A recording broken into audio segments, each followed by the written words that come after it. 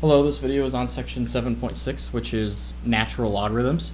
And there are two targets for this one. The first is to evaluate and simplify natural logarithmic expressions. And the second one is to solve equations that are using natural logarithms. So just like the log equations that I've been giving you guys earlier, they've all been having either base 10 or some other specified base, whether it's 1, 2, or whatever number it's been using. But now I'm going to introduce this thing that's called a natural logarithm.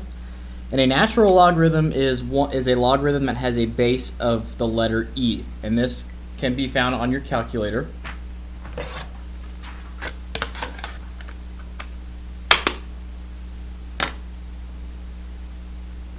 The letter e is right above the division sign. And there's also the natural log. Instead of having a log base e, you can just hit natural log, which is right below the log button. And whatever expression you're trying to put inside that parentheses can go in there. So if we want to say simplify a natural logarithmic expression, we take our exact same properties that we have with regular logarithms. So the first one, we can take 2 natural log of 15 and use the power property and bring our 2 up above the 15 as an exponent. So it's the natural log of 15 squared minus the natural log of 75.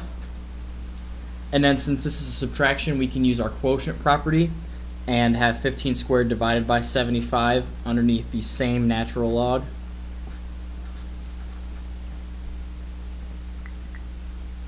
And 15 squared divided by 75 reduces to the number 3. So we have the natural log of 3.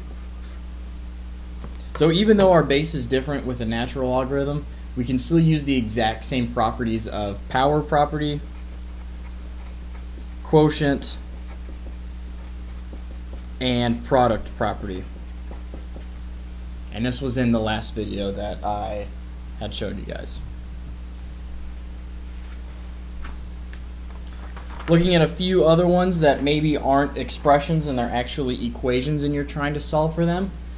So we have the natural log of x minus 3 squared equals 4.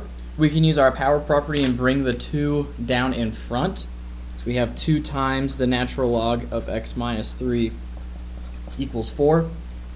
Then we divide both sides by 2 to get the natural log of x minus 3 equals 4. And now to get rid of our natural logarithm, we convert it into exponential form instead of logarithmic form. So remember, our base is e, and our logarithms equal exponents. So we have a base raised to our exponent equals x minus 3. Add 3 to both sides to get 3 plus e to the 4th equals x. And if you plug this into your calculator, 3 plus e to the 4th, you're going to approximate the decimal to the nearest hundredth, which is going to be 57.60.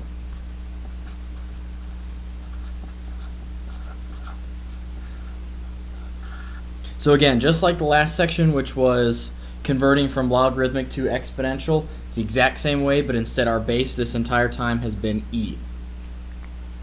Same thing if you have just the natural log of x equals 2.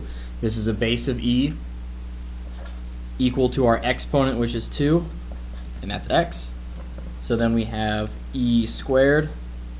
It's going to give me, rounded to the nearest hundredth, that is 7.39.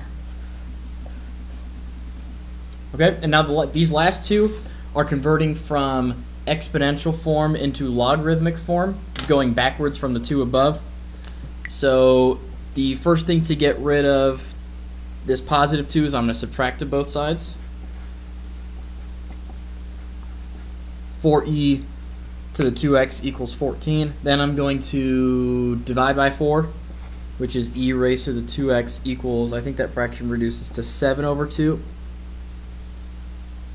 And then we know that logarithms equal our exponents. So it is, since it's a base of e, we can say that the natural log of 7/2 equals 2x. Divide both sides by 2. You get the natural log of 7/2 over 2 is equal to x. And this in the calculator Natural log of 7/2 divided by 2 is going to be 0.63 rounded to the nearest hundredth.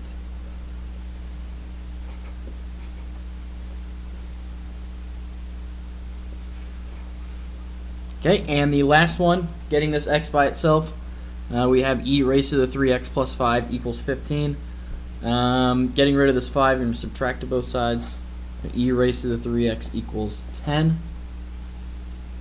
Then converting it to logarithmic form, we have a natural log since our base is e. And it's going to equal my exponent, which is 3x, and it is the natural log of 10.